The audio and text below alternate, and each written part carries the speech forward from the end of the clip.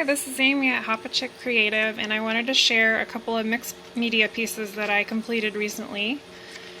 This is the first one, and of course I'm shooting with my phone camera and not getting the best angle, but I would like to at least give you an idea of the completed piece and the tools that I used for this. I think the title for this piece is going to have something to do with Queen, like she will be Queen. This up here was gold foil, and I believe it was either from a candy wrapper. Yeah, I think around Christmas time I saved a lot of gold foil from candy and whatnot and tore it up into little pieces and made this crown for her. And I like that it gave the metallic effect and some dimension. For her skin, I used a mixture of folk art acrylic paints.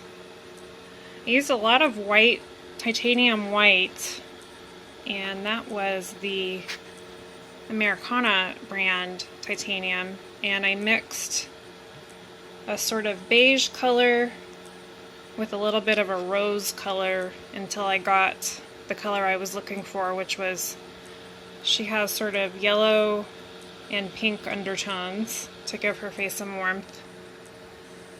Now around her eyes, I used the Marvy Le Plume alcohol markers, which go really well over acrylic paints. I've used them several times over acrylics, and I've noticed that it doesn't, the nibs don't wear out. They don't tend to pick up the paint, and if they do pick up a little bit of paint, I just quickly wipe it with a paper towel or baby wipe. But I like that that gave some definition with the black Marvy Le Plume. Her nose, I actually sketched in with one of these. These are the Derwent Inktense blocks, and the fabulous thing about these is that you use them like you would a soft or oil pastel, and you just do your strokes, and then you can either use a wet paintbrush, a wetted paintbrush with water, or one of these. I believe I got this at Joann's, and it's just a water brush.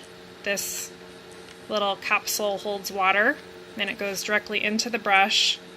I love these. This is one of the best purchases I made, and I think it was only around $5.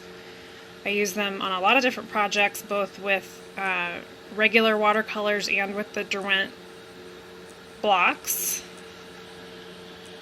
And I'll just show you down here, I did this sort of crest of leaves around her shoulders, and I went around the design of the leaves with this pen, which I've shown before on a previous video. I got this with my Smash Folio K & Company Smash book, and it's a great pen. When this one runs out, I will be sure to buy another because they are for sale on their own at Michael's. Has glue at one end and a fine tip black marker at the end. And I absolutely love the marker. It's very consistent, and as you can see, it gives nice detail. I did go over the marker somewhat with the oil pastels I'm about to show you. So the fine lines were a little bit covered up by the iridescence of the oil pastels, but as far as detail and writing, it's a fantastic pen. Now this was a purchase I made online, and I got it from Jerry's Artorama. It's the oil pastels by Sennelier. There's several different colors. They're all metallic. This will give you a sense of the colors. They're fairly neutral, and as you can see, they give a nice soft metallic finish to the leaves down here. So the other piece I wanted to show you, this one incorporates several little different things that I had done.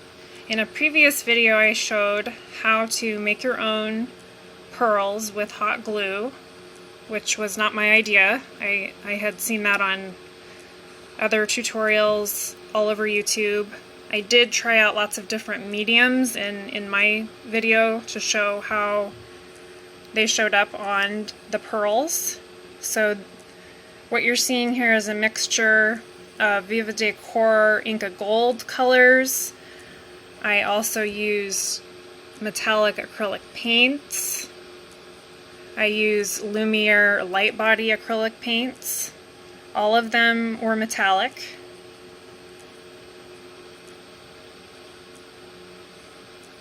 And this piece I want to call Daughter of the Moon. She's definitely a moon child. And I just cut out this little shape right here. It's actually from a paper towel, and I shimmered it. I believe I put down a layer of white acrylic paint and then shimmer sprayed it. And I liked that the design of the towel actually looks like the craters of the moon. And I placed it so that it would come a little bit off the paper because I want to give it that, again, that three-dimensional mixed media look. As far as her face and hair, it was very similar to the first piece. I used a combination of Americana titanium white. She is a little fairer than the other painting, and I believe I used more of the white and rose colors to come up with her skin tone. And I again used the Marvie Le Plume black alcohol marker to give definition to her eyebrow and her eye. Here is a handmade rose with some leaves. And the rose is a combination of techniques. The leaves were made from my jelly plate. I used plain printer paper that is a pale blue color and just used my brayer with some copper folk art paint and brayered it up and just pressed the paper down on it, picked up some of the paint and then cut out the leaves and folded them to give them the ridges. And the flower itself is made from a coffee filter. And I used a combination of media on the flower itself. It's a combination of shimmer mist. I dipped it in a Tim Holtz Distress ink pad. I believe I used black soot to give the lines around the tips of the rose definition. And I also painted the rose with a shimmery pink paint that I had put together using folk art paints and an iridescent Americana product that they make. This little flower collection down here, the leaves are made in a similar way. They were made with the jelly plate by Jelly Arts, and then you see these rolled roses all over the arts and crafts blogs and tutorials. I basically used book paper, and I think this one I used multimedia paper. That's a pretty thick paper. And I used a matte Mod Podge to stiffen the roses and give them their shape so that they would stand up, and then I hot glued them down to the paper.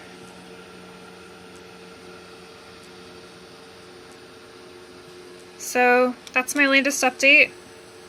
Like I said in my previous video, I'm looking forward to having a camera and tripod and having 2 hands free to start showing projects and tutorials.